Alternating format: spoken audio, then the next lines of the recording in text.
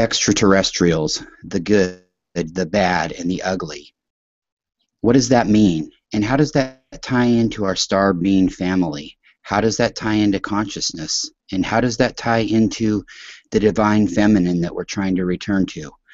Good evening, good morning, good afternoon, wherever you may be in the cosmos at this now moment in time. I'm Rocken Larry Locken with Pleiadian Express Productions. These are just some of the topics we're going to cover tonight on the show. I'm joined today, tonight, this afternoon, whenever it is in this now moment, wherever you are, like I said, by Tyler Biedebach. Tyler is also the admin for Pleiadian Southeast, and has also been a regular caller as well as a guest on the Cosmic Awakening show with myself and Michelle Walling on N5D.com, as well as a guest on this show with me before. Tyler, welcome to the show, all the way from Franklin, Tennessee. Yeah, how you doing tonight, brother? Yes, sir, Bob. I'm doing great this evening, sir. Thank you very much, Larry. Thank you for that wonderful introduction. That was phenomenal. So what about this? I know that Greg Prescott released an article tonight written by the great Michelle Wallen, of course, my cosmic tag team partner and a good friend of both of ours. And I know the article really struck you, and it struck me as well. So what do you make of all this? What is your first gut instinct? What are you thinking right now?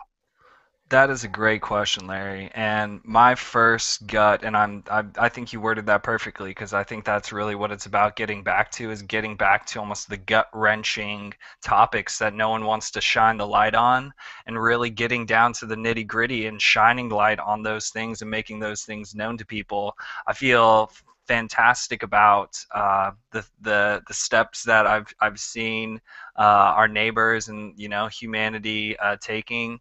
I can see it more on an individual level, though. The when you unplug from the world and kind of get in nature and spend time and invite your friends over and spend times living life as opposed to living a predetermined life. That I think when it's just amazing because once you have information, you can no longer fear something that you have information about if you have more knowing about it. So I'm very excited. I'm very excited about tonight's topics. We're going to be getting into the different types of bad guys according to a certain set of papers by Wes Penry. We're going to be getting into kind of like different insights that I've been having, and one particular thing that we were talking about earlier, Larry, is this feminine aspect that I believe during this time or more information is coming out. It's like we've been ruled. This is my understanding for a long time. We've been ruled by our male mind, our logical thinking mind, and now we're coming to the precipice of returning to where the female controls the mind, or the subconscious controls more of what the logical mind thinks and does. So kind of where I'm reminded of the Lover's card, which reflects a male and a female standing in a garden, and the archangel is over them. And the male, which represents the conscious thinking mind, is turning to the female, and the female is looking up towards the angel, which represents our higher self.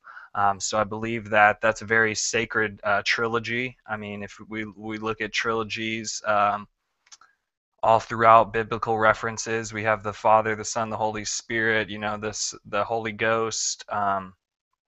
We have even throughout allegory, the number three is used. It's such a powerful number. Numerology reflects how certain numbers have different influences. And the power three, I think, is a very important one during these times, because we have to realize that we're reuniting not only with our feminine aspect, but we're reuniting with our higher selves. The two are coming together. The two seemingly separate things, our conscious mind and our unconscious mind, are coming together to show us our higher self. So it's like that's kind of, I think, is why it's like I almost feel like everything that I read, though, in some way it's like almost like, yeah, it's like I know that, but it's like what's more, what can I, it's like I feel like we're getting information almost like behind where it's like our higher self or our subconscious is getting information, which is good to an extent because we are kind of leading the way for ourselves to uh, to kind of follow that trail of breadcrumbs. Um, but yeah, I've just been really inspired lately by. I just wanted to give a big shout out to Joshua Poet, who was someone who you've had on the show before. But Joshua Poet, he does the First Contact Radio on YouTube, and he does it 5 times a day, and he's been doing it since October in Oh, 2009. It's just the amount of pure source information flow that he goes through is just astounding. I mean, did you have something you want yeah, to add to that, Larry? yeah. I just think it's really amazing that he does the show 5 days a week, but even just more so than that, right? The variety of things that he covers on there. I mean, the astrological things, the main topic, different cosmic weather patterns, the things that he goes into. Definitely, there's not enough time in the day for a normal person to come up with a show once a week like that, much less 5 times a week. So you know that that's coming from pure source consciousness when Josh is doing his thing. Yeah, and I'd like to give much kudos to him and much props, because when he was on the show, he really put me at ease, and he just has a calmness about him too, and he's a real likable person. And I'm just really interested in his show too, because there's such a variety in it, and more so than that, it's just amazing how he's able to put that together 5 days a week. You absolutely nailed it on the head. He's got the variety and the way he compiles it all into just this magnificent display of information that is really more relevant and actually much more in the now and in the know, because it's like I would vibe with a star seed more telling me the news than I would an anchor who makes 10 times what I make, or who whatever. um, but it's like that, and he does come from a place of just genuine love and just wants to help by giving this information and variety to people. I love how he does like studies on the cabal. He's got this new program that's really cool set up where he's like on Mondays he's doing like Kabbalistic studies, on Tuesdays he's doing Atlantis, on Wednesday I think he does like a UFO spotlight, and then like he does like Edgar Casey, and he's reading that stuff in Mhm. there. Um, just which is just all such phenomenal stuff. I mean, just to all the different races of beings and all the different history that we have, like Arcturians and Lemurians, Aryans. I mean, if all these races have been here for so long, wouldn't it be likely that they would be different species of beings, and we've got these different ones that we're going to go through here. um, that I mean, one of the first ones that I think is most prevalent throughout our history, and I think that it's part of our creative mind and also our logical mind, is it's those two pieces put together kind of is still a dinosaur like brain. um, just because we still are in a way, we still have that hemisphere that handles the logical thinking and like the language and communication. Um, but I refer to kind of as the reptilian mind. So Yes. the alpha draconians is another way, or like the reptilians, alpha draconians, which is an ET race. So after the star system itself, Thurban or Alpha Draconia seems to be the Syrians' most important base. It appears that the star was one of the first planetary systems the Dark Lords conquered. The inhabitants are different kinds of Draco reptilian life forms, often giant in shape. These races are commonly mentioned in UFOlogy and exopolitics as a cruel conquer race and deeply involved in Earth's history. This is very true to my knowledge, as well as the main group that is working closely with the Syrians here on Earth, especially the Enlil. And I believe Enlil and Anki were the first two brothers to kind of really, and those Yes. both represent the left and right hemispheres of the mind we're also talking about here. Enlil and Anki, they kind of each kind of, I believe, allegorically represent the human mind in the Or for sense of like, simpletons like me, Enlil and Enki, yeah, Prince and or King Anu's sons, yeah, but that that's a go ahead and go on, but that's a great way to describe it, the right and the left brain, and Lil and Key. And there's, some debate which one was good, which one was bad. I think they were both pretty much agenda based, but yeah, that's a good way to put it, Tyler. Very good, man. Thank you, sir. Yeah. Um, I mean, I like to think that I'm an experienced thinker. Like, that's one of the amazing parts about being free will is that you can take time to do that. You can take time to just sit and think. I think part of my personality particularly made me want to have that kind of a mindset where like, hey, it's okay to do that. It's okay to fall in love with yourself and just spend time not doing anything and just sitting outside in the quiet by yourself. So heck yeah, man. So it's like I get to just I get to think about these things while people work. It's truly a blessing, man. The other draconians I want to talk about is the draconians albinos. Although their home planet are now orbiting Thuban, their royal clan are. Hold on one second. Their royal clan who are on an albino Draco race. Some with wings and horns, others without any of it.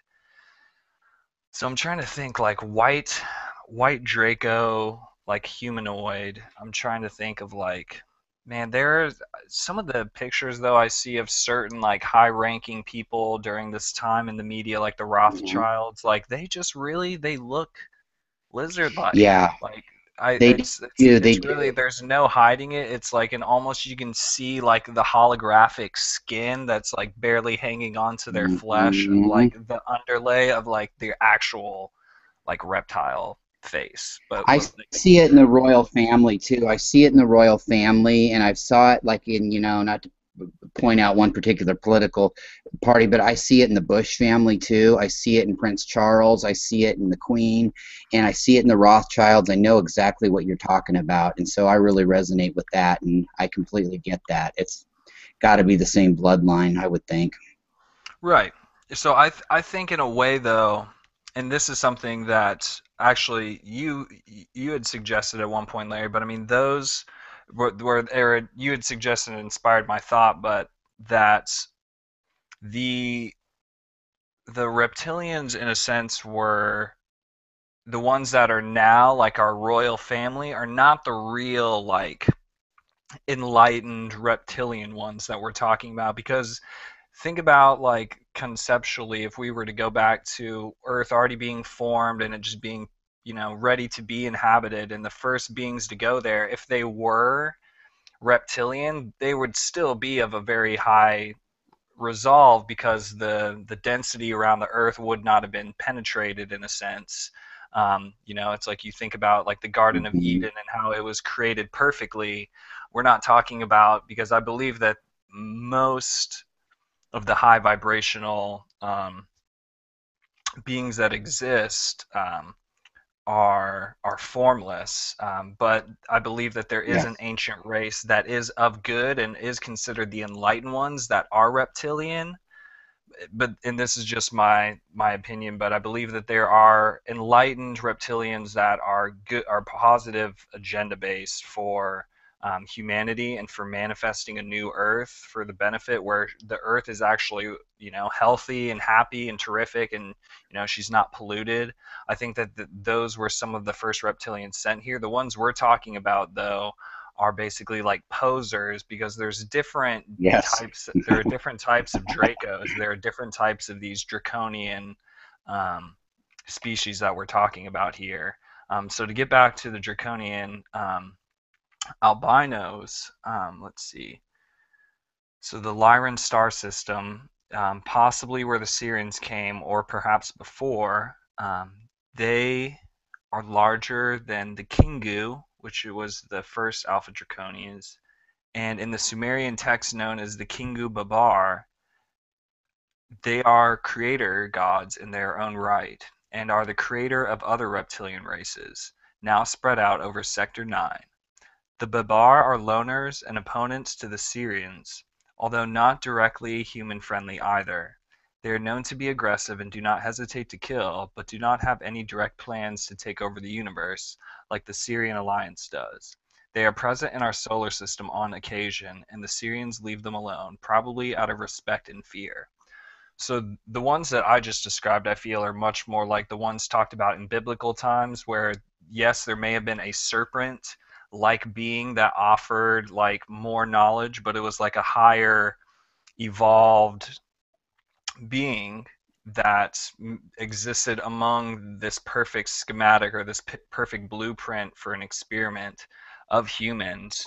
So I mean, I think that it's just even throughout the Bible or the beginning part of Genesis where they talk about it creating a world aside almost and creating man in our image, how God says to create man in our image, how he's there with other godlike beings. Like, Hmm. so it's like there do exist high vibration reptilian beings that do not want to take over the universe. I think that that's part of the manipulation. There are ones that are reptilian, that are agenda based, but there are ones that exist that are just like, they're just like, hey, like, don't step to us and we won't step to you. It's like we're creator gods, like Yes. we earned our right to be here in this universe and in Hmm. this existence. Yeah, you do your thing, I'll do my thing. It's kind of like it's an agenda basically, and they're not necessarily out to manipulate and take control, but at the same time, they don't want to be messed with either. So yeah, I completely agree with that. And then you have the lower formed consciousness, maybe of that bloodline, so to speak, that, like I'd mentioned in the royal family and things like that, and the Rothschilds, but they are definitely not of the creator God type of consciousness, those ones that I just mentioned, like the Rothschilds and royal family. But like you're speaking of, we're talking about a whole nother level. I mean, that just goes to show you how vast the universe is and how diverse it is.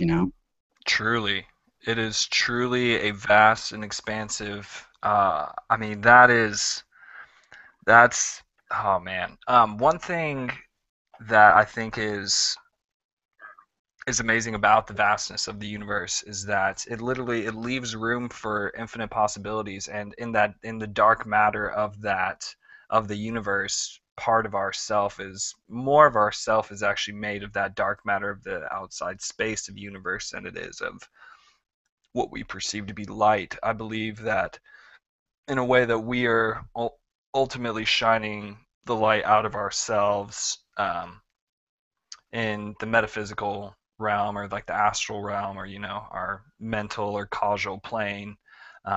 We are shining light out of our body, so we are creating the universe from the inside out. And I think part of that knowledge, to is repressed, and is repressed using those kind of lower vibrational techniques like media, television, like that's the subliminal messaging is how they try to get you to forget that you are a creator, that you embody that in the now moment, that it's that time, it really is not speeding up. If anything, it's actually at this point I feel slowing down to where we're I getting agree. to a more like moment. But it's like every experience I feel like we have is like almost like it's like a moment by moment basis where we're addressing things. Totally.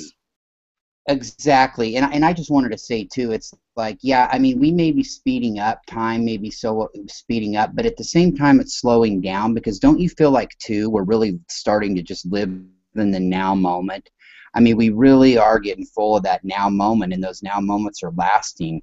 So I really I think so too. Time is actually slowing down in that regard, and it's just a matter of all these parallel timelines and everything kind of coming together. But I just feel like more now I'm living in the now moment for real, and it's like lasting. And it's like I'm in the now moment, and that's all that there is. That's not to say that I'm being irresponsible or, being stupid about it, but we really are, instead of sitting there stressing, okay, well, what am I going to have for dinner? When am I going to go to bed? When am I going to go to work? What am I going to have for lunch? What am I going to watch tonight on TV? And never, just always thinking 3 steps ahead, and never getting to that moment where you relax. But it's like now we're just in that now moment more and more. Yes, I love what you said. We're in it more because I totally think that we're finding that we can come into that now moment doing anything. Like it doesn't matter what you're doing. You could be folding laundry, you could be out Mm. driving your car, you could be literally doing anything, and you can realize you can just take a moment, like, and just pause and like literally Yeah. get in touch with that source. And it's like, and I just don't understand why there's such a big hubbub and such a big fuss, why these reptilians just don't want people to know that. I think it's part of the energy control, because when people are in that state of mind, when they're in the state of mind that, wow, it's like I can draw a masterpiece and I start with a single stroke, or I can compose music and I'll start with a single note on this keyboard. It's like we are creators, and it's like, there's, for some reason, that energetically, when you're in that state of mind, you're not succumbing to the fear of the program. You're not like, exactly, like, what am I going to have? Where are the keys? Where are my kids? Where did I let the dog out? Is the lights on? It's like you forget, and you just go, and you just do, Did and I you leave the just coffee pot on? Did yeah. Yeah, exactly. And dealing with people that have those kind of energies, it's like I've had people in my life that I've had to kind of cut out of my life, and people that have ran me down that have those kind of energies. They don't want you to realize your full potential. They don't really want you to be who you are. And it's like, maybe they're manipulated, but it's really hard to vibe with people like that. It's like trying to watch TV. I quit watching TV a long time ago, but like you were saying about the news, I mean, Joshua Poet's all over, but then you sit down and try to watch like Sean Hannity or whoever, Bill O'Reilly or Rachel Maddow or Anderson Cooper, and it's just like those people don't even exist in my realm anymore, and yeah, it's so hard to vibe with that once you've had a taste of enlightenment. I agree.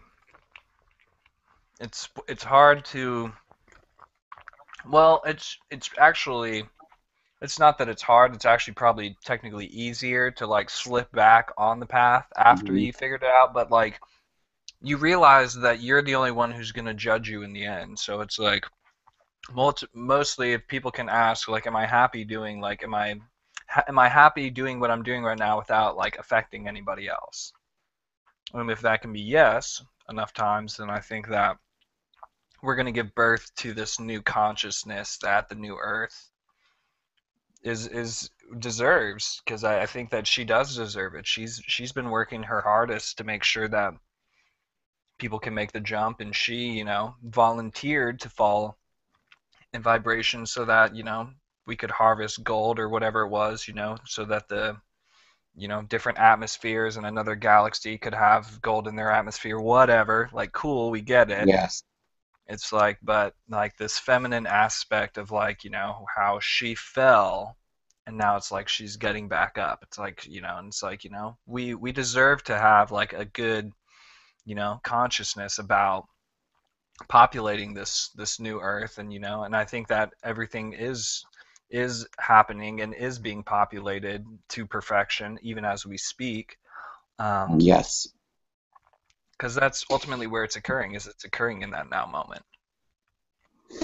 It really is. The planet, I like to always say, the planet is becoming more vibrant, lighter colored, just more glowing, more loving, more Pleiadian, like I like to put it. And you touched you touched on gold, and really, and I'll just touch on that real quick. The real proof of that is, of course, people needed that in other star systems or whatever for their atmospheres, because let's face it, gold on Earth, basically, like for material wise, it's worthless. You can't really pound a nail into it.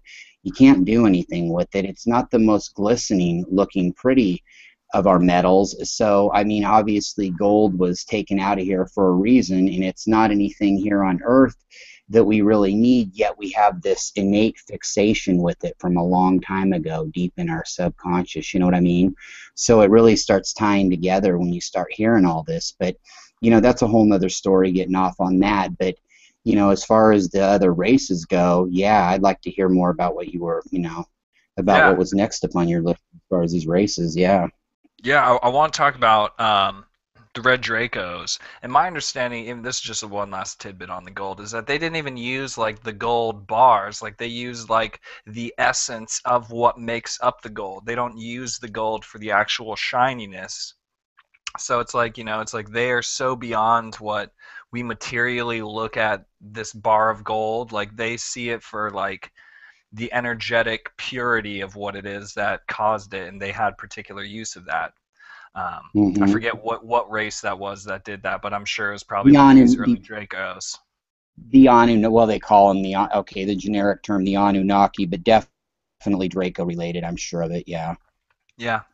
The red Dracos, these are the ones in charge of Draconians still residing in Draco.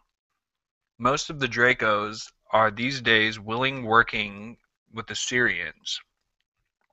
So let's chunk that up. So the Dracos are these days working with Syrians. So we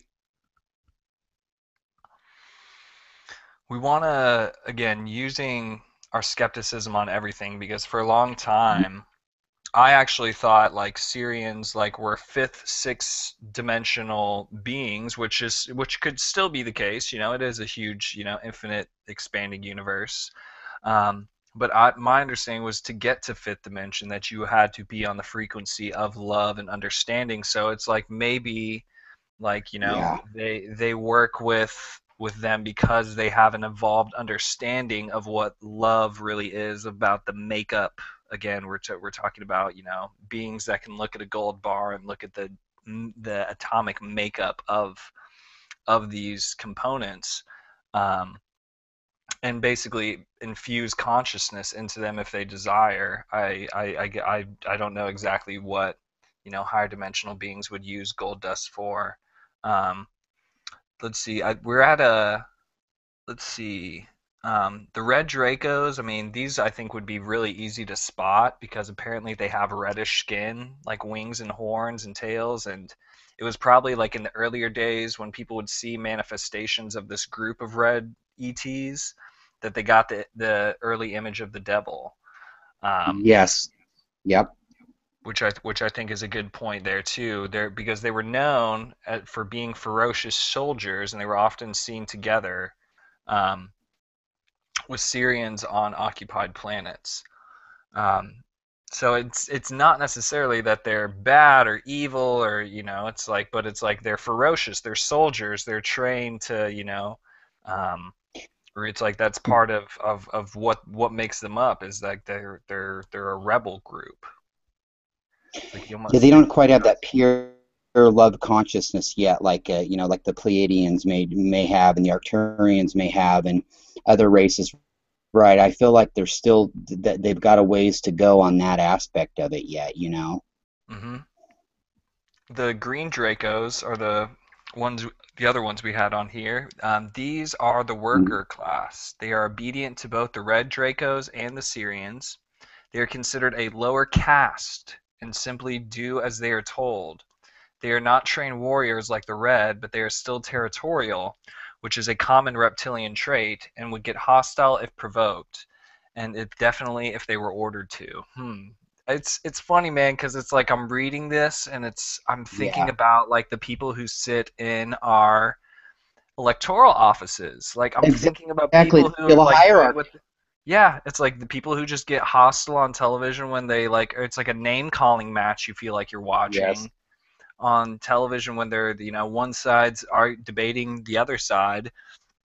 And it's like they'll do these things because they're ordered to. It's like you get the impression that maybe like as some people who consider our current president to like his name being like he's the second coming or the antichrist. um, Mhm. which I mean, I think like the name Barack, like I've heard like it's lightning, and I've heard the different interpretations of it, but it's Yeah. like I think really he's just a lower vibrational. He's He's just a just green yeah. Draco. He's He just is. doing He's what just he's told. You cannot get mad at the green Draco for obeying what the exactly. big overarching dude, which I believe is exists. Those are those higher Mhm. Oh, families. totally. Those are the red Dracos are the families that are higher up there that own more of the companies, or the corporations. I mean, they're going to be really more of the Highness. red Dracos. I mean, and I think that's Yeah, where they're we've high. noticed the imbalance is that the red Dracos, our bankers, if you want to call them, Hmm. are basically taken over and controlling these people who fill in our electoral offices, these green beings. And they may not realize that they're reptilian, but I mean, people who are territorial, I mean, the people who they let into office, they make sure that they stay in office. There's an initiation Oh process that God, they like get them forever. in on, and then it's like, oh yeah, you're Oh coming to all the cookouts from now on, buddy, whether you like it or yeah, not, because you but you signed your rot. name. Yeah, Yeah, you bought in, so it's like, you sold your soul to the company store, basically. And man, this has been going on since the Industrial Revolution started. Well, I mean, it's been going on for millions of years, but oh this yeah, really started to exactly. take hold before World War II, World War One. I mean, exactly. And like you were saying, somebody like a Barack Obama or Vladimir Putin, they got about as much power at the end of the day as a pencil stand salesman.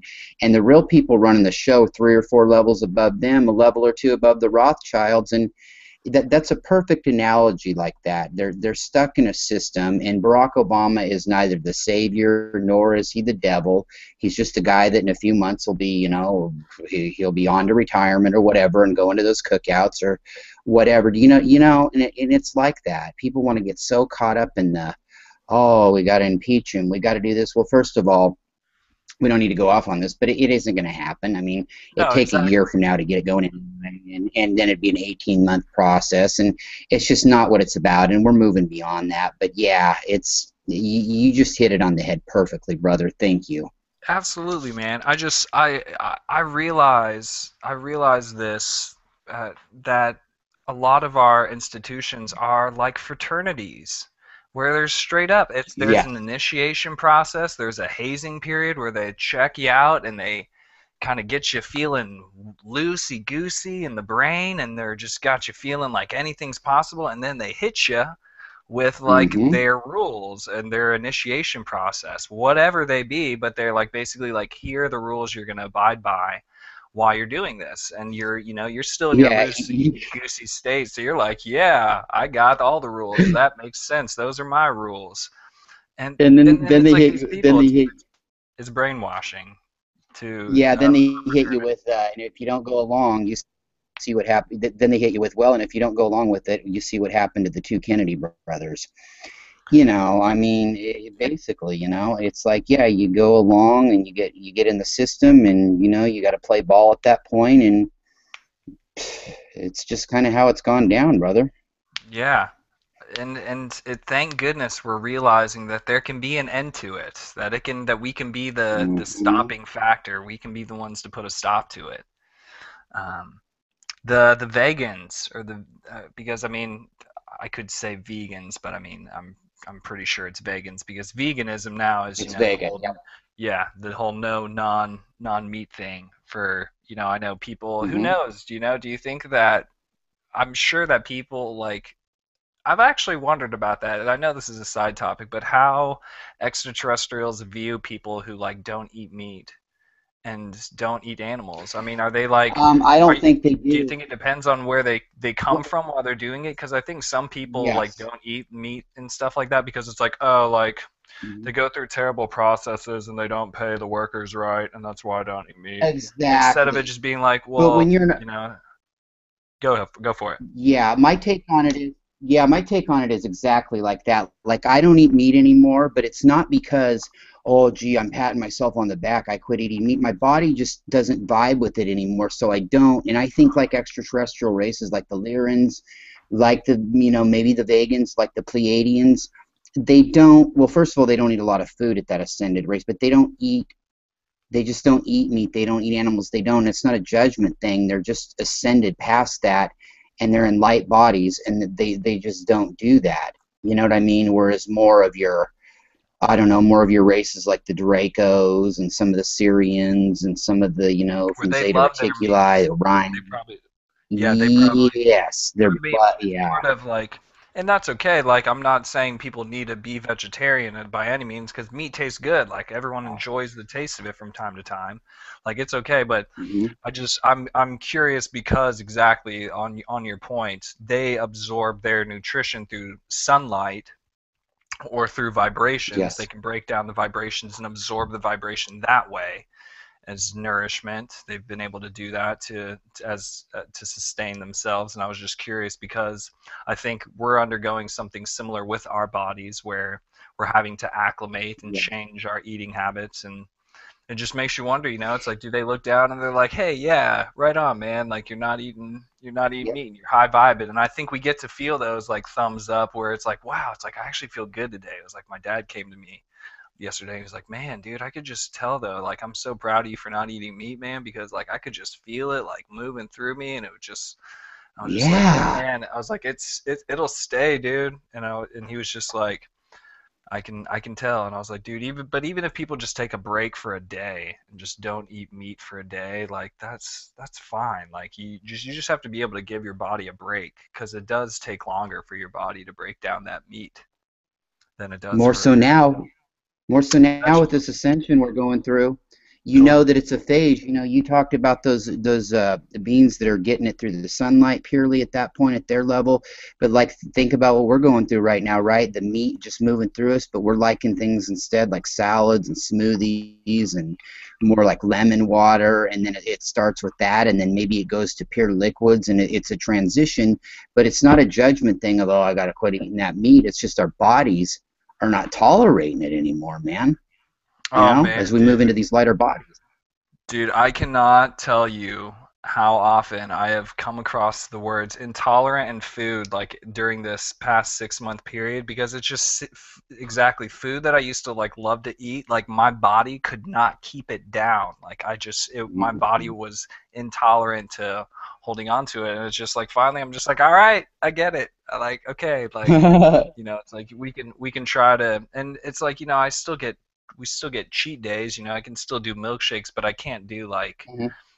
like what I would normally do, like, chocolate brownie with like a scoop of ice cream on top. Okay, Yeah, maybe man. 2 scoops of ice cream on top, graham cracker, who knows, like chocolate chips, walnuts, like caramel drizzle. Like, I'll Oh, just the keep it. whole I'll keep it works. right. I'll just keep it to like, a scoop or two of ice cream now. So it's like, it's like, but even taking those little steps and those little changes, like they recognize all that stuff. And regardless, you don't have to do it to have anyone recognize you for doing it. Just do it Yep. because you know that you got your back and that you enjoy doing that and that you are standing in that presence of like, yes, like this tastes good. Like, enjoy eating. I know that's a funny thing to say to people, but I just think that people, they just get stuck in the ritual and they don't take time to consciously be like, like, wow, like the taste, like, wow, like there's different things going on here. And it's like, most of the time it's Hmm. just exactly we're plugged in and we're trying to eat. And I'm guilty of Scarf it driving. now. Yeah, guilty of driving and eating too, which is one of my Mm. favorite worst things to do.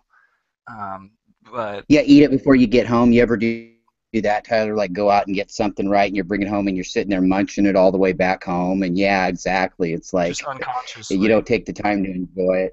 Yeah, just So it's like, unconsciously. But even in the yeah, the Pleiadians even talk about that, about enjoying it along the way. Have a few bites, enjoy that. But before we were such a society where we just want to scarf it down. totally, where it's like we there are huge murals of like giant feasts that have been projected all throughout our history that we had to like learn about in books. And we learned about in books how through our textbooks that they used to have like side halls just so that they could become not full and then come back and eat again. So exactly. So enjoy the experience of the food, and maybe one day we too will get to a point where we can just absorb food from light. Moving on to the Vegans, most Vegans are not in alliance with the Syrians, but there is a rebel group here as well who were manipulated into joining the Syrian group. The Vegans are otherwise very skilled creator gods and have seeded many planets in this sector of the universe. It's an old race, probably one of the first in the Milky Way galaxy. On their home planet, they look similar to the Vulcans in Star Trek, and is probably where the Yes. idea of Vulcans come from. Most Vegans are still residing in the Vega system and have nothing to do with this rebel group. So the ones here now, it sounds like, if I'm reading this right, The ones that are here now may not be the most high vibe ones. Is my under. I mean, Probably not. they're here, but it's like, but my understanding of like the high vibrational beings, they could be in their like sitting in their couch in Vega, like in their 12th dimensional or whatever dimensional existence, Yes. and project thoughts of love from where they're sitting to us directly, just because what we open an invitation to that. They can do that. So it's like the Vegans who actually are here now, not necessarily like, maybe they incarnated, but it's like they've got a different agenda. Like they didn't have to be here to give us a helping hand. They're doing it, they're helping us guide. They're guiding. The good vegans are guiding us. They're the ones who are kind of helping our footsteps, like, on a dark pathway. Like they're the ones who are making sure all the pieces fall into play and all the right doors open.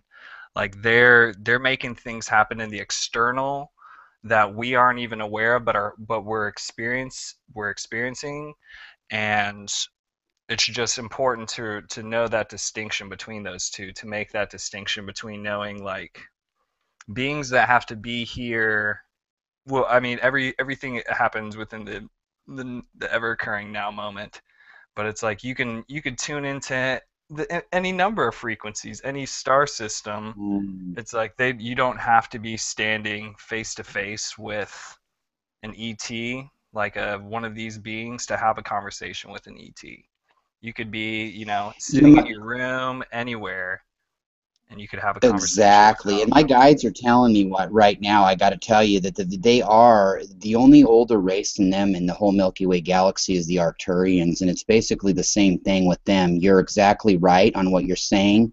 They can be in their living room and they can project like that, and that's just at the level they're at right now. So you're really hitting it on the head right there. I want you to know. And Thank you, it's sir. true. And I hope everybody, yeah, and everybody listening should understand that's how it is up in that 12D level. I mean, you're about one with source at that point. Totally. And actually, I think we'll probably get to this a little bit later, but the Lyran star system, that's where I kind of believe and have been able to tune in a couple times to get beyond the Hmm. 13th dimension, but you have to kind of go through the Lyran Stargate to do that, which we'll talk about here in a minute, but just for people to know, you want to look up the Lyran Stargate. The Was Andromedans. it Pleiadians or something? Yep, Yeah, go. do you want me to do the Andromedans? Do you want me to? I'm Go trying to through. see if I No, can I do. want you to do the Andromedans. I was just going to add before we moved on. Yes, and people, please understand that all Pleiadians, the Pleiadians are from originally the Lyran star system, but we'll get to that later on. But yeah, no, man, I can't wait to hear what you have to say about the Andromedans. Let's hit that. Yes. So this is a little bit shadier, but it looks like there's a rebel Okay. group here too who followed the Syrians on their mission, who now embrace the patriarchal movement. So I think about patriarchal like how before we had our independence, there was a monarchy and we wanted to break away from that monarchy. So we were kind of patriotic by wanting to be independent and to go off on our own and to do our own thing. So they're possibly beings who like that way though of thinking of that capitalism. Before we continue, just wanted to make that note. This rebel group would possibly be the group Alex Collier was in contact with. Normally, the group called the Andromedans are part of the Orion Empire and know that the universe is feminine. The reason I believe Collier's group is a rebel group belonging to the Syrian Alliance is because they tell us that God is masculine. If they are Andromedans, they know better than that, but are playing the patriarch game together in the Syrians. There's also a chance when the Andromedans Alex was meeting could have been Syrians in disguise, showing themselves off as Andromedans. Ooh, that's tricky. Therefore, I am a little reluctant to mention them here, but I decided to do so with the above disclaimer. So interesting. So ETs posing as other ETs. What do we think about that? Wow. Is that Well, possible? I haven't given it a lot of thought, but it shouldn't surprise anybody. I mean, it's deception goes on and hierarchy goes on out there in the galaxy too. And of course, where do you think we learned it from? And Yeah, that's definitely something I would advise people to keep in mind. I mean, that's got to be a huge part of this whole thing. I mean, Oh, it totally now that is. you mention It's it, big yeah, time. Yeah, we have to be very skeptical. Exactly. So yeah, that's, I mean, I totally back. So it's just like the actual Andromedans, though, they're what they're saying here is that they know the universe is feminine. It comes from the feminine goddess or the source that embodies the goddess. In certain craft, like early traditions, they thought that there was the goddess and then the horned god, which was more the masculine side. But they knew that basically that the goddess enveloped everything, was basically it was the form of man and the terrain in which he occupied, and this all the space in between. Um, so the Andromedans knew that the universe is feminine, but the ones here apparently posing with this Alex Collier gentleman, um, tell us that God is masculine. So they're trying to enforce this old school biblical text that says God is a man, man is power, man is all knowing and right, and is all and God is man. Yeah, and it's just like, well, that's just your opinion, man. Like, cause really, it's I've like it's heard just that rhetoric before. yeah, exactly, man. And that's really what it is. Is it's just been all of our religion has just been an interpretation of like a few select people instead of what actually happened. It's been an interpretation of like, well, we don't really want them finding that out for a while, so we're gonna tell them this instead. Oh, they won't believe that. Wait, they. Well, why don't we try it? Like, oh wait, they actually believed it. Oh my gosh! So it's like they their plan is shoddy, but they have a plan. But it's like Hmm. it's falling away so fast now, man. It's like they don't have anything to report on because basically they're all scrambling into hiding, like because they've all turned on each other at this point. They're all like, all the ego driven ones are like me, like I need to look out for myself, and they're like, okay, well, what are we going to do, guys? And they're looking around, they're like, guys, and they're sitting in an empty room because the other guys are obsessed with themselves as well, so they were trying to get the heck out of there to cover their own tails. So it's like, as all this stuff comes out, like it's only meant to remind you of something that you already knew. Like, and that's They're how fading quick, bro. yeah, it's meant to be a reminder, all this information. We have to realize that we've already known everything, and in a lot of ways our higher self is helping us and guiding us to knowing more about the now moment. Um, but we just have to use our discernment and just have to realize that there is the good, the bad, and the ugly out there. That there that that you have to be and embody that your own sense of good sometimes, and know that you are a good person, and that you do everything you do on a day-to-day basis does help people, and just creating out of that kind of a heart space. The Greys, which I think this is another shady group. Greys are a species which is apparently pretty common in the universe. LPGC call them saurians, and author George Lubono mentions them in his book Alien Mind as a very common template in the universe. Lubono himself, however, was basically in contact with a hostile group he calls the Verdants, originating from a star system in a galaxy 14 million light years away, but since then have spread out quite remarkably over this part of the universe, being on a mission of conquest and expansion. So Gray's agenda, I think we can gather though, is they're about conquesting and expanding to the sense of their own spiritual development, but they have taken, and this is my understanding, the path of technology. Like Yes. they they took where, as opposed to wanting to ground and to be more in tune with their planet, they chose, hey, we've got this really amazing technology that we can totally put consciousness in, and you can just become basically zombies. Does that sound familiar? It's like, it's happening in a They way. We have filtered so themselves much out. technology. Yeah, we have so Yep. much They took technology. that We've in got turn. gadgets.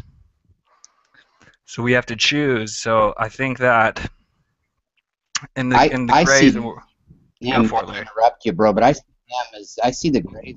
Yeah, I see the Greys as the yin and the Pleiadians and the Greys as the yin and the yang. I mean, the Pleiadians took that route right of going for consciousness and going for the stars completely, and the Greys took that. They drank the Kool-Aid and went for that technology. You know, I mean, that's just my thought on it anyway. I think that's a great way of putting it. Because again, like these different races, we have to remember, like we have on our Earth, we have our United Nations where they get these species got together and they talked about things and they talked about growth in the universe and how the different races had grown and technology and they shared this technology. They had this common understanding that I think is something that we're continuing to find out. But they have this common understanding of the way that the universe works that we're innately finding out within ourselves because it's not something external that can be described, but it's something that can be found within yourself. But there is that common thread that tie them all together. So the Greys, and like many other researchers and contactees describing the Greys, um, they know a lot of gray groups, which is discussed in level one, originating from Lyra on a planet Apex. So did that make sense right there? We know of a gray Totally. group, which I discussed quite extensively in level I. Okay, so this is another reading here. So the group was basically a friendly and benevolent race who minded their business until the Verdants came and invaded them. The Apexian Greys were then, just like we humans on Earth, heavily genetically re-engineered and manipulated until they became more of an android race. The story of the Apexian Greys can be read in detail in this article. It comes from N5D. It's ET Races, the Good, the Bad, the Ugly. The paper, if you want more information on this, is Human Origins in the Living Library, Genesis paper number 1. But to make the long story short, due to nuclear war, the planet Apex was not only thrown out of orbit, but also disappeared into a black hole and reappeared in a totally different star system, which we call Zeta Reticula, many light years away from Yeah, Vega. I got this pretty much confirmed by LPGC as well. Somewhere along the lines, these Greys were being invaded again and again, this time by the Syrians, and once again genetically manipulated. Eventually they became foot soldiers and servants to the Syrians. These Greys are not necessarily into conquering the universe, but are more like slaves to the Wolfen reptilian race. To make things even more complicated, it seems like human genetic engineers have picked up how resilient the bodies of the original Greys are, and they have used their genetics to create a human-Grey hybrid whom people here seen here on Earth. Man, I just gotta say, man, that's like until like everyone in the entire Earth gets that privilege. Like I think it's like a total abomination, man. It's like why is there being created cross genetically that's not being made for good? Like if you're using that and it's being used for military experience, it's like I think our military has so much power like over stuff like that, like the whole shadow government, like why was secret why space were those. programs. Yeah, exactly, exactly. They do, and it just they're not their consciousness is not at the point yet to be able to handle that kind of power and technology, and it's really frightening to be quite honest. It is slightly, but then we realize I feel like we all laugh, we all smile. There are all things that Hmm. tie us together as human, and we're all human. And I believe it's those little intrinsic ties that give me hope that hey, I'll give love to all the people who are in government again. Like I love my president right now. I think he's just in the wrong place at the wrong time, and he's been commanded to say the wrong things. I don't think that he necessarily meant for the things to happen that have happened. But I mean, in some degree, he went along for the ride. So is he guilty in that regard?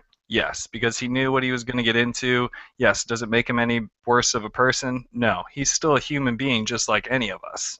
You would still, want to, you know, shake his hand and look him in the eye and say, how are you doing, sir? And he would say, fine, how are you doing? And just even if that was it, just having that moment of interaction, like, you guys are humans, we hope. Some people, if you have that kind of interaction, you may not see eyes looking out. So just, again, be ever skeptical. To make things even more complicated, so we were talking about them being engineered. It's quite evident that the Syrians have a hand in helping humans create this hybrid race, because they are often seen with the Syrians. Anonymous whistleblowers have said that the Greys who are created here on Earth are meant to be used mainly as astronauts for the shadow government, due to their body template is the only one so far that they have found resistant or resilient enough to endure radiation and other obstacles in space that human bodies have had a hard time to adjusting while space traveling, making it impossible for human bodies to stay in space for more than a short time. That was a lot of S's for me. Sorry. No, that's okay. You did a great job there, and yeah, totally. I mean, I agree. Yeah. So the gray situation is quite complex, and it's obviously not who is who. For us humans, it is not of that much importance, however, because the ones seen in our solar system are not benevolent, and work either for our government, with the Syrian overlords, or both. We know that not all Greys are recently engineered human Grey hybrids, because the Greys were mentioned already in the Sumerian scriptures of the Mimnuhu, Mimnu, Mimnu, and have been seen on Earth by different cultures over the centuries. They are said to have lived underground, and the American Indians call them the Ant People. So that's the Greys. Dude, the Greys are just such Mm. an interesting topic, man. Like, I think, it's like those are the They ones that really are. became known, like those are the ones that became like a pop culture item with the whole like movie E.T. and then the stuffed animals and And then Whitley Strieber and the book. I know you're a little bit younger than me, but I know that Jason and Jane and I talked about this on a previous show. The book Communion in the '80s. The guy Whitley Strieber, his thing with the Greys, and yeah, they really did. They became total pop culture, especially in the '80s with E.T., the friendly one, and then the creepy Greys with Communion, which I would encourage people to watch, but then again, I wouldn't. It's not something that if you don't vibe with something low, it's not a very pleasant situation with the Greys. And then again, you realize it's their own agenda. You know what I mean? And all the crappy stuff that they've done is agenda based, and they're out for the Greys are out for the Greys. Bottom line. yeah, bottom line, you're absolutely right. The Greys are out for the Greys. It sounds like, though, and again, like, I feel they've partially been made a pop culture item to make us familiar with them. So if people have an experience, they could kind of write it off a little bit easier and say, "Oh, no, no, no! It kind of looked like the ET dude. Like, it was the long, thin." Well, it's like, well, that may not necessarily be a good thing. It's like, No. all the beings that I've had positive contact with have in no way entered my, like, or at least me perceived me seeing them or entering my room. Yeah, Um, for me neither. it's It's the Pleiadianness, but yeah, exactly. No, and I wouldn't either. I wouldn't like it, and neither would you. And thank goodness we're in that realm where it hasn't happened. I feel for those who have, but yeah, I wouldn't like it at all, and it would make me go on the defense real quick. so again, just use your discernment. Realize that there are human gray hybrids for Earth travel, though. That's kind of interesting. So that's an anonymous whistleblowers have said Mhm. there have been used for astronauts. So it's like, how far? Because obviously we can't rely on NASA to give us actual, you know, uh, NASA's a fake actual shadow program information. anyway. Yeah, Yeah. it's like, well, give us their shadow program information and let's see how far out in space we really are. Like, it's like we want the Hmm. information of us, like how we know, how what Mars' surface is. Like, that's if we've got that kind of We've already been information. there.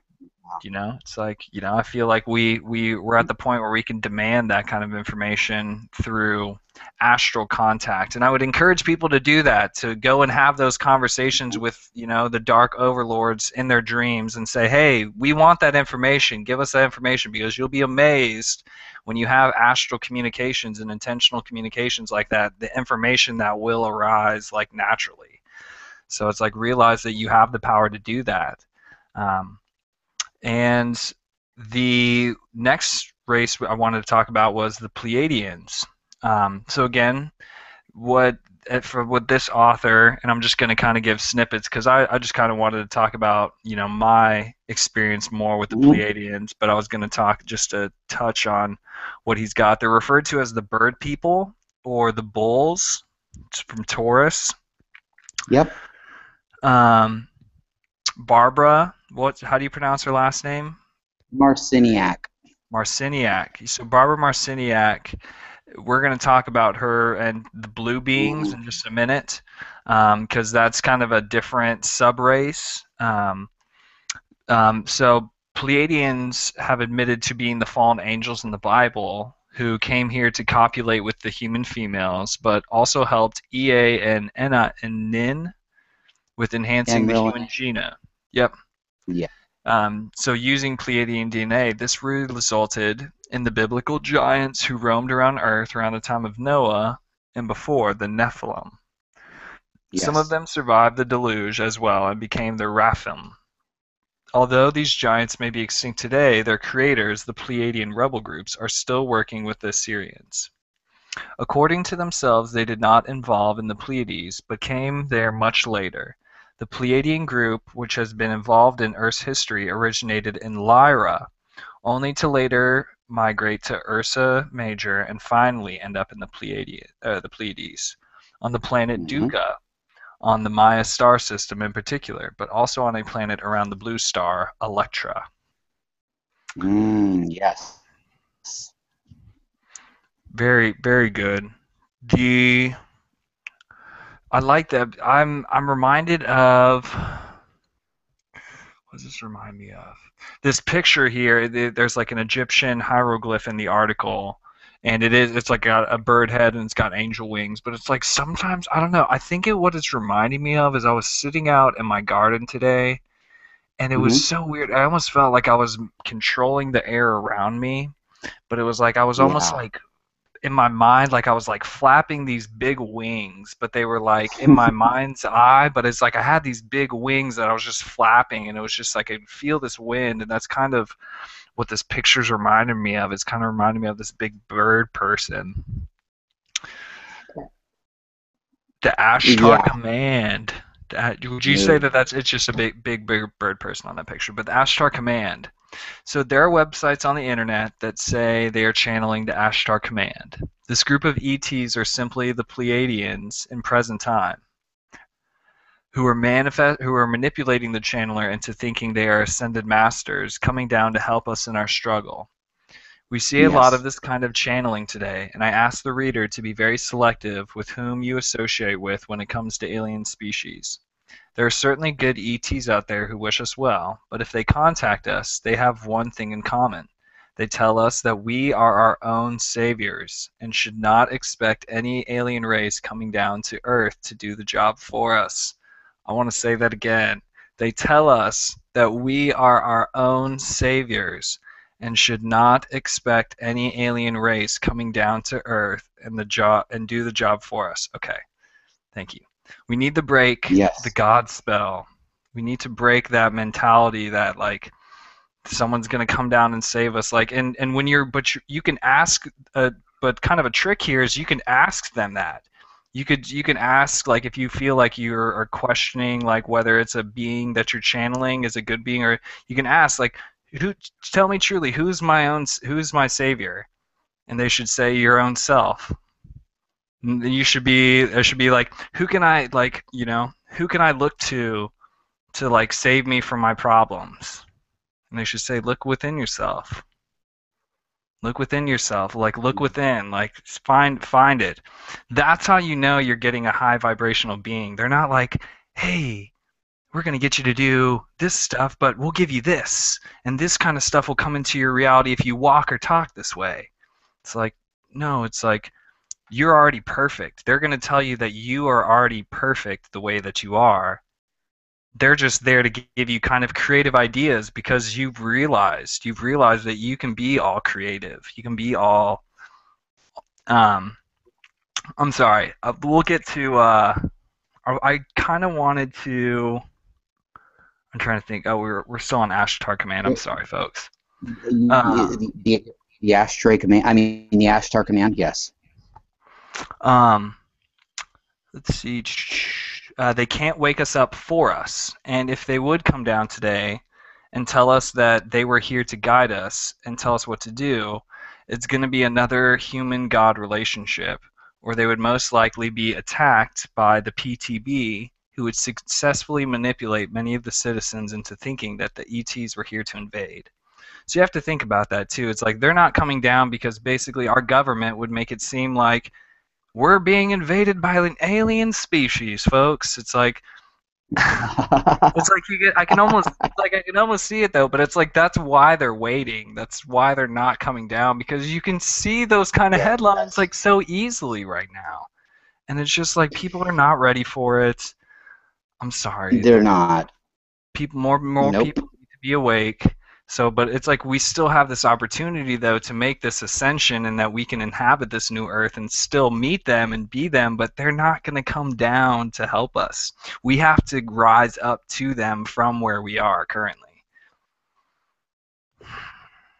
So Totally. let's get on to the good guys. Let's get on to the good guys according to Wes Penry. So the blue beings. So we've got Barbara Marciniak, for example, was contacted by the Blue Beings in the late 1970s, saying they were from the Pleiades. They later on became the Pleiadians, the same group Marciniak is still channeling today. This group consists of a God number of love her. beings from different, oh, she's great, beings from different star races who have come together on Taunet Energetic to spread their message in an effort to help themselves and mankind. One of these Pleiadian groups is the Blue Beings. They came here as non-physicals and left the avatars manifest themselves to Barbara as the Blue Beings. They apparently are on their home planet in the Pleiades.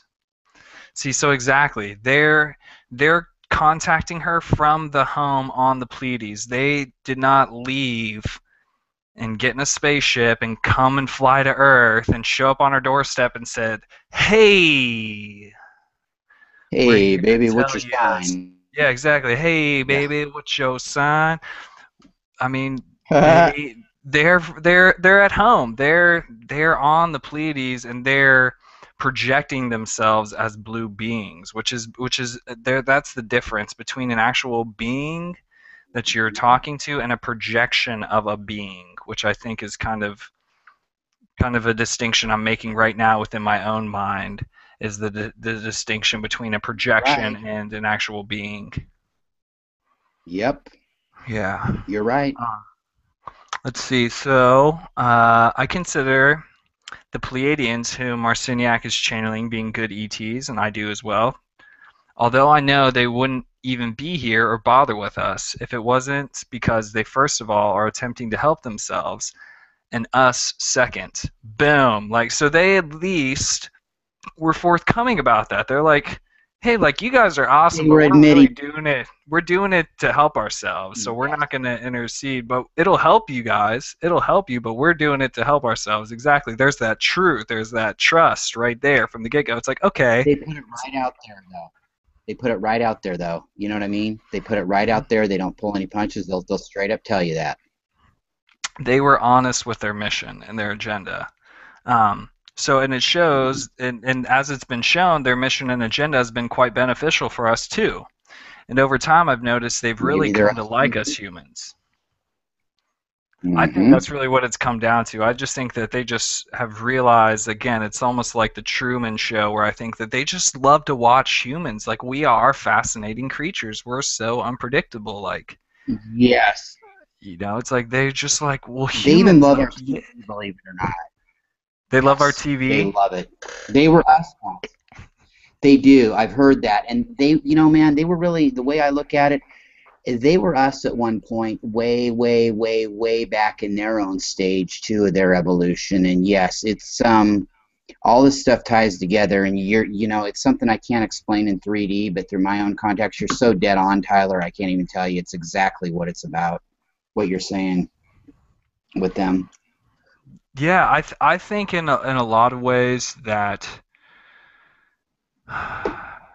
trying to get this kind of clear this up, Hmm. that the part of the some of the people here today are people who are from the Pleiades and in some ways are still very much on the Pleiades, but who are projected here from the future. So it's Hmm. like we're getting future experience in the now moment from the Pleiades through people, and it's some of these star seeds. But I don't think that some. I mean, I would expect there to be more. I guess how do you say, like wallflowers, where it's more like just people popping up and like who like know for sure that they're star seeds. But I mean, it's a slow and steady pace. Um, Yep. but it's people becoming awake and realizing like I'm actually from a future time. Like I remember different sets of events in addition to what my Yes. life events have been. Um, so it's like I think that there are groups and the people who are asking help from these good guys are getting that kind of those kind of answers, that kind of closure. Yes, but you hit it on the head. It's a process. And is it our future? Is it our past? Is it both? I mean, you and I, you brought this up on a show you were on with Michelle and I one time as a caller, either our guest. You were talking about, and I brought this up. Atlantis, Lemuria, the Pleiadians were heavily involved in. Is it our past? Is it our future? Is it both? Did it happen on different timelines? Are we coming back to correct it? Did it even happen on Earth? Was it on Mars? And I think these are all things that have happened. It's really intriguing, and we start to Totally. put this puzzle together. I believe you're right in that it has all happened. I think that we're at an interesting time that we've come to be a witness consciousness in it. Like I think that's kind of part of the whole ironic and funny side of it is that you're conscious now wherever you are listening to this. Like you are a witness conscious. You're aware of the fact that your consciousness to be able to tune into these frequencies. So it's like that's kind of the funny side to it, I think, is that that's why they were getting so much love and getting so much attention is because it's like we made a big decision to be here and to do it. And I think that part of it is it's like it's happening now. It's like it had happened in the future. It's I think on this current timeline, man, it is so hard to say because it is just ever changing. Like it's changing for the good and I can feel that more now than ever. It is the timelines that branch off are like more people are awake, so like the branching off is happening at an exponentially quicker rate. People are stepping into their power and they're realizing that each one of us has the power to change the timeline at any given moment. You can change it at any possible second. Moment Um, by moment, man, moment by moment. You're right. It's getting to that point too. Heck yeah. I love this flow that we've got, Larry. Like we've got like I can ride the wave, as Michelle Whaling would say, or she was talking about riding surfing on the cosmic, the galactic airwaves, and it's just such a pleasure to Yes. be here, man, dude. The Aryans or the I've got Arans, thing. how do you? What's that? I would say the Aryan. Let's call it the Aryans, just for Aryans? yeah, the Yeah. Aryans.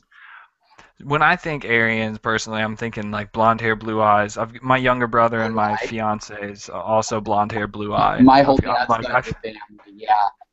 dude, I feel like I'm surrounded by it, No, man. It's like it's funny because me I'm brown hair, too. brown My dad's eyes. side of the family, Nordic, all Scandinavian Nordics, man. And because I've got about 5% Native American in me, I've got brown eyes and darker hair. But yeah, Nordics. Yeah, that's what I think about Aryans. When I think of Aryans, I think from I don't know if this is true, but I think of Scandinavia, Sweden, Norway, Denmark, Finland, Sweden, blonde hair, blue The eyed, initial the light stereotypical hairs, yeah. mix. The initial light heads, the initial light hair, light eye combo. on Earth. Vikings. Yep. Yes. So the Orion Empire is huge from what I've found out, and Hmm. is in general a particularly pretty peaceful place today, although it's had some tumultuous times as well in the ancient past. We humans in our original form, I consider originate from Orion, due to that most of the Mother Goddess helpers, when came to seeding the earth, were from the Orion Empire. Although some of the founders were from other places as well. What they all had in common, however, was that they acknowledged the feminine force in the universe as being the original creative force, in Sumerian called the Nyama, and they were working with the goddess moral ethical values in mind. That makes so much sense to me for some reason, because it's like I feel like all the blonde-haired, blue-eyed people in my life have been like not they themselves spiritual, but have taught me a lot about what spirituality means. Like they've helped me define that within myself. So I just think that's very interesting how it's like, they that the original race, worked with the goddess for moral and ethic values. I just think that's very interesting. Today, the Aryans are very much aware of what is happening here on Earth. As recent as perhaps months ago, I was asking myself that if the Aryans, who originally owned this planet, feel the Earth has been hijacked, why don't they come back here and liberate us from the Syrian alliance? It seems like they could quite easily do it if they really put their energy into it. The answer, once it occurred to me, was quite obvious. If the Aryans would interfere, we humans, in our ignorance, would see them as an invader force, just like we would the Syrians. And if the Aryans came, the Syrians would definitely play the victim and plead for help from mankind, just to get us on their Totally. side. So it wouldn't be a good solution. Secondly, they know better than to start another galactic war. They've been there, done that. Been there, Instead, done that. yeah, man. So they're like, you know what? And it's like they can see, like again, because of their evolve, they can see in the future. So exactly, they're just letting it play out in a way, but they're doing what they can to help us energetically. But it's like exactly, they're not there to interfere. They're not there to mess with our timelines. They're there to gently nudge and to give us like little hints, but they're not there to like turn our hips and to make our arms move forward and back. Like these are not the beings that want us to become an android force. These are the beings that want us to evolve for our own good as well as for their good as well. But Totally. they want us to evolve. I think all these extraterrestrial species, they want human species to evolve though, so that basically they can get our genes and our genetic imprint and our DNA. They can have access to all of our memories. So it's like we are very valuable humans. Like the codes that we hold in our DNA are very long. They hold a lot of information, and it's like these species out there that are there to help us, but again, some of them, you know, just don't. They would rather us be enslaved. They would rather us not, Because have our head wits straight.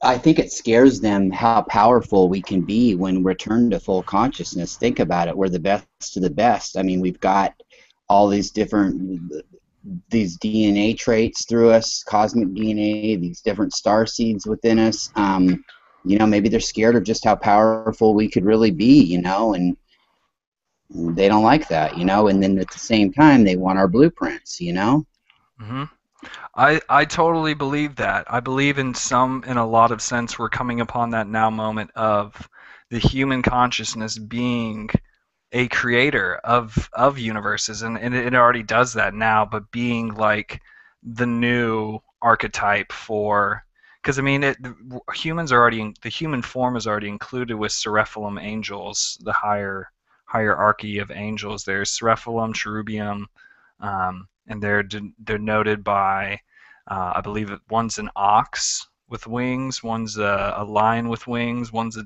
dove, I want to say, and then one's a human, but it's denoted by the tarot. Um, but the four higher angels that are supposed to help bring our higher self consciousness into conscious awareness, but it's these four specific types of like angels that we can call in that I believe are ultimately manifesting through ourselves and are helping us fulfill our destiny, even though we may not realize what we're doing. But it's like they're helping us out. But yeah, it's a bull, a lion, an eagle, and the human. Those are the four seraphilim forms. But I believe that exactly the human form, our consciousness, I believe that we are going to get the chance to be our creator gods, and that that's powerful stuff, that each of us will have that opportunity if they're making the changes. But it's like that's the way it's designed to be. Your design, our perfect paradise is supposed to be designed so that you can have everything. You're not anything that tells you that you have to choose is just part of the ego that's still trying to cling on. It's like you don't have to choose. You can have your family and your cake, and you can eat it too, and you can eat it by the pool. It's like whatever you want, Yes. you got it. You can manifest it. Manifestation. Manifestation, baby. Totally. So keep in mind, however, that the Orion Empire is extensive. And of course, there are beings who've considered themselves being Aryans who are not here in our best interests. These are few in number, but are creating some problems in the astral, from what I have heard. I bring this up because it proves the point that things are not black and white, and there are good and bad beings within all star races. Yes. This next one is going to be kind of a challenging one. Did you want to add a comment to that last one, Larry? No, exactly. No, I'm just echoing what you're saying is true, and I want everybody that's listening to understand that this, what Tyler is saying totally vibes with me, and from what my guides have told me, and that this is really, this is just how it is, and take it for what it's worth, and if it resonates with you, fine, and if not, fine. But yeah, no, go ahead. Let's tackle the next one. Sweet, man. So this next one we've got I'm going to try to pronounce this, Ama RG. Ama RG. These are feminine Mm, founders originating from the okay. star of Dupi in Ursa Major, the Big Dipper. They are a subgroup to the Amatsatum and have been residing in our solar system ever since ancient times. They used to have their base on old Terra's moon, and when Terra was split into two during the Titan War, there are researchers who claim that Terra's moon at the time was slung out of its orbit around Terra and became the planet Venus. The Ama Argi may still dwell on Venus, but most certainly as ontoenergetics, they have always had affection for mankind and the whole living library. We are allegedly more involved in the old history of Terra Earth than I have had time to acknowledge here in these papers. Yeah, I mean, we're talking about papers on Earth, you talk about the Book of Urantia. I mean, like, talk about long books on Earth, man. And the millions of Earths that are out there, and how old the human race is. The human race is so old that it would blow your brain up to even think about the number. I mean, exactly. It's infinite. It's infinite. This word that he used here, I wanted to kind of go ahead and define it. Ontoenergetics. So this is a term that includes all non-physicals, although I am here concentrating on those who are present in the astral realms around Earth and are studying what is happening, especially now during the nanosecond. Most of them are benevolent, evolved beings who are happy to help if we ask them. If they are benevolent, they will not do the job for us, but rather help us steer ourselves onto the right track. This goes for the benevolent races of beings out there: Pleiadians, Aryans, Amatsutum, Ama Arji, and the other physical and non-physical beings. None of them will help or interfere unless we ask them. Most of them are more than willing to help. So man, that's just a good note, and there was a lot of good stuff just in that definition. But my understanding is that ontoenergetics is just dealing with exactly just the form, the lack of form rather, um, where these are beings that exist in the astral realm, so they don't necessarily take up. They might take up a waking body. In the meantime, I just think that would take too much energy. So I just think that these beings just exist in the astral realm, these onto energetic beings. Um, the next one is the Amatsatum. This is another name which appears in the Sumerian text quite a lot. According to Anton Pete Parks, the Amatsatum are female life designers, founders, living in higher dimensions of the KHA, Ka, but can visit ours with no problem. They have been said to originate both from Orion, Ursa Major, and Ursa Minor. It is my understanding that all three of the star systems are correct. The Amatsatum is simply a genetic term for female life designers in a highly evolved state of being. Many of these female founders are overseeing the progress we're making here on Earth. Well, that's reassuring to know. I'm glad to know that there are female founders watching the progress we're making.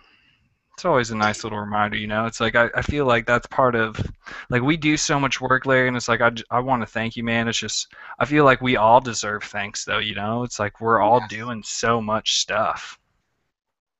We really are. I mean, we're just constantly going, going, going, going. I know that Greg Prescott had asked on a show that Michelle and I did with him about, well, how many hours you put in a day? And it's like 12, 15 hours a day. And it's more than that. We're just constantly go, go, going. And we all deserve a big pat on the back, man. We all deserve some credit. And it is really nice to have that type of divine femininity energy, that it is really reassuring. And I kind of get goosebumps when you just said that, because it's really nice to know that it's kind of a relief, to be honest. Totally, totally. Because we forget we're all connected. We forget that my experience is no different than your experience, Larry. They are ultimately one in the same. We all come from the Right. same fabric of experience and of existence. This next one is a topic that I actually know a little bit about, and this is spirit guides. Um, and this is also a shady term, so I'm going to go ahead and read what this gentleman wrote here, and then I'll give you kind of my own understanding of it as well. Um, and it's a shady term because it can have so many different meanings. And I'm not very keen on, or I'm sorry, I'm going to go ahead and say what this guy wrote, and then I'll say what I said because I've been reading it the same way. I'm not very keen on many of the spirit guides who come and get you after you have departed from your body at body death. Most of them are Syrian helpers, such as the non-physical vegans or greys. Be particularly on your guard if they tell you to follow them into the light or to the tunnel or go see relatives. If you choose to go with them, you will end up in the Syrian recycling system again with full amnesia. Dude, I think that was one of the things that like just resonated with me when I Mm. was reading this article. I was just like, dude, before I incarnated into this experience, though, I got tricked to going back into the light. Yeah, Like, exactly. Robert Morningsky talks about that in the Star Elders. Exactly. Totally. And you know what? I don't care what anybody says. I know exactly that's how it went down. I mean, I just know it within my innateness. dude, it made the most crystal clear, perfect sense than anything like that I've learned during this ascension process. It was just like everything, because I feel like we're always constantly researching, but it was like I read that and I was just like, and we talked about this on a show the other day, and I was just like, dude, that makes so much sense that we just went towards the light instead of turning, I'm guessing, into ourselves or turning into the void that we basically embody after we die. Instead of going with these guides, we turn into ourself, and then that opens up into infinite expansiveness, because once you turn Yes. into yourself, you've almost created a black hole within yourself because you're a form that's turned in. So it's like from that point of view, you basically become a Taurus, and you can go to any different dimension you want to and have any different experience. If you want to come back and like start doing Earth again, it'd be different after that. But you have to turn into yourself first, which I think is where a lot of us got tricked. We got ushered onto the ride as quickly as possible. Oh, you want to go back? Okay, cool. Get right online. Go, go, go, go, go, go, go, go, go, because we got a lot of people. Come Go, go, on go. in. Yeah, here you go. Here you go. Exactly. Yep. because they don't have any rush. And shoot, who knows, they could probably sit there and debate us for 30 spiritual hours. Who knows, because they've got all the time. They're like, hey man, like, we've got this ride running and it's going to be riding for all eternity. Are you sure you don't want back on the ride? It'll be really fun for this time. You liked it last time. And then you could just be like, no, not really, and just, realize that you can, have a different option. Yep. Um, let's see. So then, after you've had full amnesia, you'd then be shot down into your new body here on Earth. Let's see. The deceptive spirit guides may manifest themselves into astral as angels, relatives, friends, a pleasant being, or perhaps even Jesus, or one of his disciples if the person is a Christian. So I Yep. mean, like, man, like, these guys are committed to getting us back in this program. Like, this is They what I'm really learning are. more and more, is they are just absolutely like, when you say well-formulated plan, they have a plan for after you die. Like, give them credit. At You, least they had a you really good got to give plan, but the like, devil. Yeah, they really are smart about it. You got to give the devil its due. It's really very meticulous and well thought out and hit you at every angle, be nice to you. Oh, come on. I mean, come on, gosh, you'd love it. Yeah, everything, you know? exactly. They would It's manifest themselves okay. as angels. It would manifest themselves as Jesus or one of his disciples and say, "Hey man, Your dead relatives. Christianity's, Yeah, your yeah, dead they want to relatives. see you. They're Yeah, right over this way. They came they came with me and they're right over here. All you have to do is follow me and you yeah. can come see them." It's like, "No. And No. like you had some Dude, Gretel being tricked. Dude, I am committed, man, to just being like that though when I Yeah, die. Like seriously, when I go and like talking to these astral yeah. beings, I'm just gonna be like, no, like enough is enough. Like it is time to be Yeah, I wouldn't done and want to say be. no more. Yeah, yeah. Nope. I've already made my mind up. I'm rolling the dice and going the other way, brother. They want me to Yep, go left, I'm going right. They want me to go right, I'm going left, dude. yep.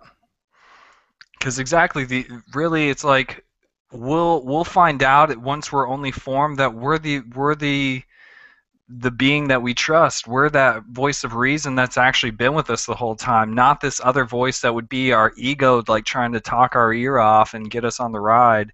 It's going to be the being that says, hey, you know what? You're already perfect. You're already whole. Yep. You don't need anything else. You're perfect just the way you are. And it's like that's been one of the most amazing things about being in love for me is being able to look at a person and be able to say that and mean it and like mean it in Mm, all forms, like energetically, spiritually, mentally, like you're perfect just where you are, like there's a reason for everything. And it's mind, like body. Yep. when you put that out there, man, and it's like you get it back through all different sorts of ways that you're spirit guides are, the way that I view them, they're higher aspects of yourself, they're higher versions of yourself, they're fragments that have already made it to 5D and back. They've already made it to the oversoul. They're meeting their different forms of you, and they are ready to take you home when you die, when you're in a higher state of consciousness and awareness. It's like they're ready to help you because they are basically yourself. They are you. They're your soul fragments of yourself, and they've already made it. So, but again, stay cautious. Like they can manifest very similar to false spirits, but you have to Mm-hmm. develop the little abilities we've learned, like intuition, like Yep. listening to your gut, listening to your your heart, and using the Your tools that heart's we've learned throughout all of our lifetimes, using our hearts, exactly, energetically, use everything that you could possibly throw at them to prove who they are, that they are beings of the light. And if you're uncertain, then just ask them. Ask them who they are. That's another distinction, of straight course, up. is where are they trying to lead you? Exactly. No judgment. Use no judgment, but at the same time have your in every now moment, use no judgment, but have your bullshit detector on all the time, because you know anything is an innate possibility with any being you're dealing with, right? So you're going to have to Right. deal with it in the now moment as you go. That's right. Yeah, I mean, Getting a little sip of water there, partner. that's okay. I'm just saying, man, don't judge at all, but at the same time, have your bullshit detector on high, because at that point, when you have both those things flowing for you, for your all conscious and self, you realize that anything is a possibility. You could be looking at Mother Teresa or Joseph Stalin, and it could be interchangeable and a deception. And all you can do is go now moment by now moment, stay in your zone, keep an open mind, and don't judge, and just go for it, man, Heck yeah, brother. and stay in that heart. Stay in that heart center. Hmm. Because Um, really, when you think about it too, Tyler, it's dangerous. If you were to have, say you have no judgment, but yet you're not aware, it's dangerous. Say you're aware, but you have judgment, it's dangerous. Having one without the other is more dangerous than having neither. But if you have both, it's all powerful. right. Yeah. If you have one without the other, you're just going to end up getting yourself into more or into more trouble than good. But exactly. You have to have both. You have to have some judgment a little bit to at least, but it's like I think we'll know. You should always be able to check with yourself, because basically, though, my understanding is of when you're talking with your spirit guides, you have to be in a relaxed state. Like Mm-hmm. if you have any tension at all in your body, odds are you're not likely talking with your spirit guide, because You mean if they seriously, their you're presence will jacked make up you on feel very caffeine driving? comfortable. Yeah, if you're jacked up on caffeine driving down the freeway, the kids arguing in the car, that's probably not the time to get in tune. Right, probably not the best time to get in tune. You want to, yeah, exactly. You want to be a little bit of a quiet zone to some degree. But another obvious distinction that you want to ask is like, where is this being trying to lead you, or where will they lead you to? You can ask those things, because basically any spirit guide should just lead you further into yourself. It should not be taking you out and away from your body. Really, it should be taking you further inside, deeper into yourself. So, like, that's a good question to ask: is where will you lead me? Yeah, and you have Where the are you power trying to to lead tell me them to? off. Exactly. Yeah, the other night in the Pleiadians group, a girl was like saying, my spirit guides lately that I've been dealing with, I don't resonate with them. They seem to be leading me astray. And I was in one of those moods, a little bit of 3D ego. And I just said, well, hon, then if they don't resonate with you like that, tell them to get lost. I mean, if you're feeling that way, there's obviously a reason for it. You know what I mean? Totally. I think that that is one of the biggest awakening powers that we have, is our ability to choose our spirit guides and to dismiss guides that don't serve us, and to, because when you dismiss a guide, you actually send out a call into the universe, like an online Craigslist post. But you, once you dismiss one is instantaneously set and received, and you get a new spirit guide that is automatically of a higher vibration than the last one that you just dismissed. So when you Yes. dismiss a guide that you're not vibing with, automatically the next guide you're going to get is going to be slightly of a higher resonance. You Think have how to powerful that determine that degree. Dude, man, I just think that that's totally, we just need to clear out a lot of our guides sometimes, because, and it's not that our guides are bad, but it's like water that becomes stagnant. It's like it's not the is. same charge as like moving water. So it's like, you've got like, oh, like people are like, I've got my three guides that I contact all the time. And it's like Mhm. basically you think of them as like almost like water, like cups of water you go and you talk to, and you infuse them with, thoughts and positivity, and then you go to the next cup, thoughts and positivity, to the next one, whatever. You put in your last one, you put your anger and your hard feelings, and you just try to eliminate that. But all three of those cups are standing the same. That water's gonna, that negative emotion's gonna leak into those other waters. So it's like you just need to be able to clear out things from time to time. Realize that the cycle of nature is not to hold on to things. It is to take them, receive them, use them, pass them back on. The life cycle, the life, repose, death, rebirth, like it just, it can Yeah. still happen without reincarnation, but you just have to be able to, you know, allow room for moving water, if that makes Right. sense. Barbara Marciniak talks about that too. It's like, it may not necessarily be that the guides are bad, but if you don't resonate with them, don't resonate with them. Don't vibe with them. Move on to something else. If it doesn't resonate with you, don't deal with them. If those guides don't resonate with you, get another guide. You know what I mean? And that was made very clear in her Pleiadian teachings. And I think that people need to understand they have the power to be able to do that. And just do it. Right, totally. It's like you can't really feel bad for someone who's like, oh, exactly. My guides are poopy. It's like dismiss your guide then. I'm with you, Larry. High five. All right. So Totally, and I love everybody. That's the one last thing that gets me mad in 3D. That's the only time I kind of get shitty with somebody. So it's like, because I love them. It's like, then tell them to get the hell out of there.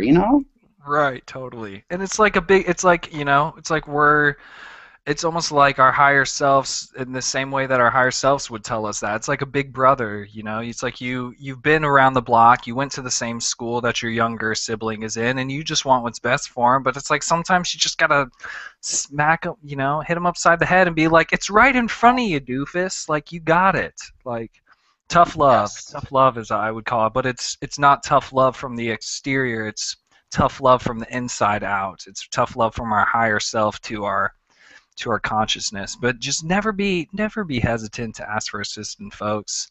Like just above the grid and out in the universe, or out into the light tunnel. That's just you just gotta always use your discernment. And a good thing to do when you're on your deathbed, or if you're just imagine yourself being where you want to be, and ask for help only by those who have your absolute best interest in mind.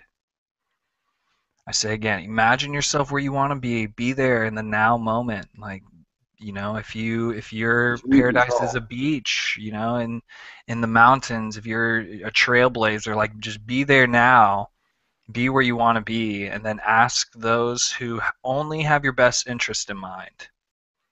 And don't hesitate to ask for guidance when you die. If your death is sudden and unexpected, and you find yourself disconnected from your body, go ahead and imagine it right there and then. And again, don't hesitate to ask for direction, but only from those who have your best interest in mind. This is, of course, is very important. The benevolent Exactly, spirit and you are guides. in control. You are in Yes. control. Yes. The benevolent spirit Wow. guides, however, are not there to help you only when you're on your deathbed, but any time in your daily life as well.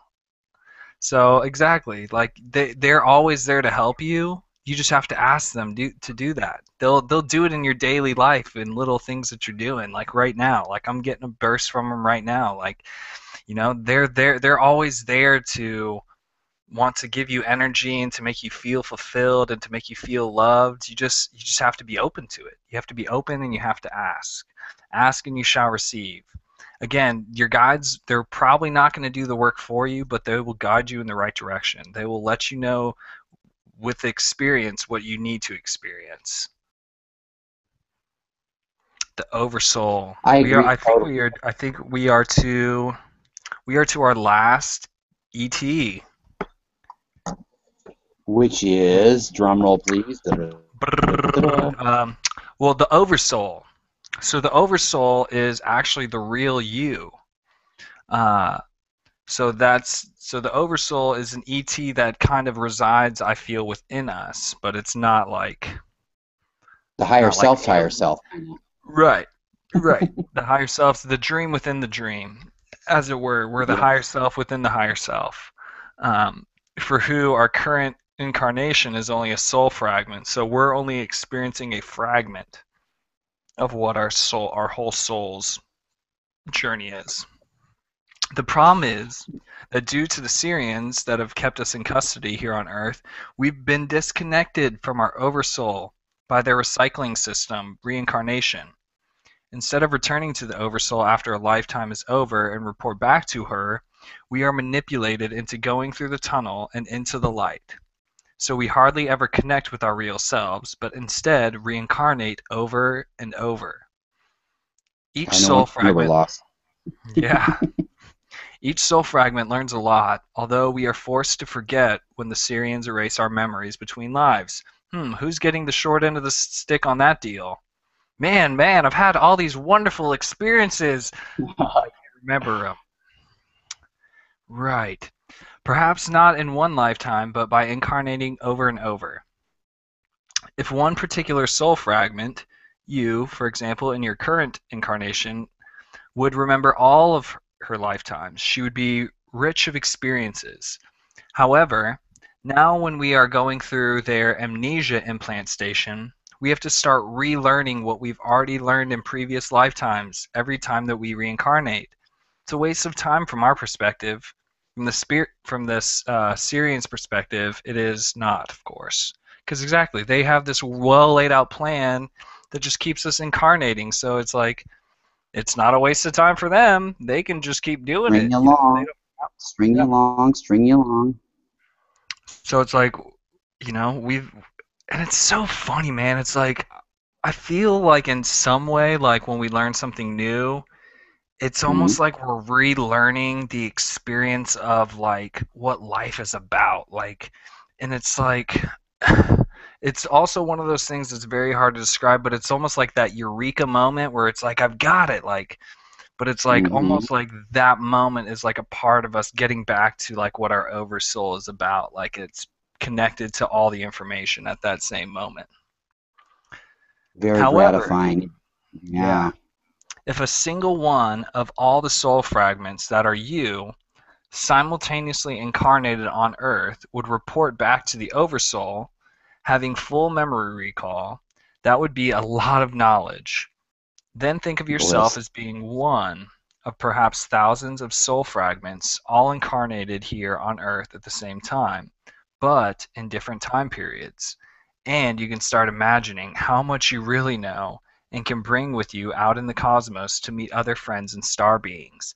Like, just think of all that knowledge of birthright of information we have. It's Like, we haven't exciting. had, It really, dude, it is really yeah. exciting. It's it makes me feel alive for really the first time in my life. Just hearing you say it like that, it's like that's bliss. That's all-knowing source consciousness right there. And we have access to it all. Let's see. So, although they have been able to experience most dimensions for a long time, these star beings may have a lot to learn from you. That's why so many star beings don't have a physical body, would do anything to have one now in the nanosecond, when the learning curve is still incredibly high. Still, even if these onto-energetics would take a body now in the nanosecond for the first time, it wouldn't be the same, because we humans have past experiences down here with the non-physical lacks. But they know that even by incarnating once here on Earth, if it is now in the nanosecond, it is way better than nothing. Hence, from one perspective, we are lucky to be here at this time, but only if we take advantage of the nanosecond and act like sponges willing to take in and learn as much as we can. After 2012, time will slow down incrementally, and the time window of great learning closes. That's when it's time to reflect over what we've learned in a great haste. If we didn't learn much and spent most of the time in front of the television, there is not much to reflect over, either, of course. However, if you read this, and you probably already have a lot to reflect over, whether it is this material or one things you've learned before you read this. This is what the Mayans call the end of times, because it's the end of a 26,000-year cycle, one circle around the zodiac, and the beginning of a new. The timelines are merging, and we are saying hello to our other incarnations. Time as we know it is collapsing, and we are remembering our multidimensionality. Our previous lifetimes are being revealed for us, often both in the awakened state and in the dream state, but especially in the dream state, 4 cycles per second or less. Many of us have learned a lot over the last 10 years or so, and we are not going to fall into the recycling trap again. If none of your other soul fragments have managed to return to your oversoul, you will be the first, which is perfectly okay. If this is the case, you will be your own spirit guide for your other incarnations to follow. no matter in what time frame they live. Some may live in the 1800s, others 25,000 BC, and others may even live in the future. Mm-hmm. It doesn't matter because time is per default not linear. We made it linear together with the Syrians. It's an agreement, set in a state of manipulation, but still an agreement. When you die next time, you would probably want to return to your oversoul and then again come back, this time in the non-physical, as a spirit guide, and pick up your other selves when they die, one by one. Then when you picked up the last one, you are whole. There is no soul of yours left on earth. You are one big oversoul, ready for new adventures. You can choose to go elsewhere in the universe and explore the dimensions, or you may come back to Earth and rebuild a new planet, which eventually will be free from the oppression of the Syrians. This is what will become the new Earth, where those who took advantage of the nanosecond and still want to come back will build a world of a higher vibration where there eventually is no place for the lower Syrian energies. Like I've said before, the multiverse is fluid, and you build your own reality with your own thoughts. Others with similar thoughts will share your version of the multiverse. Others will live in their own versions.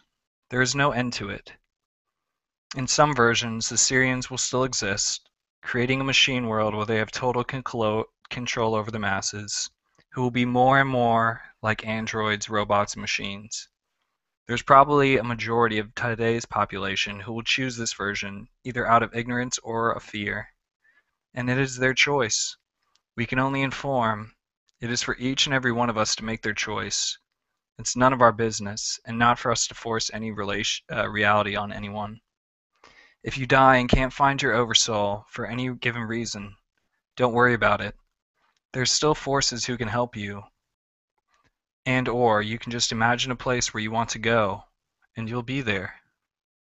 So you'll see how important it is to have an exit plan. If no oversoul is present, start building one right there and then.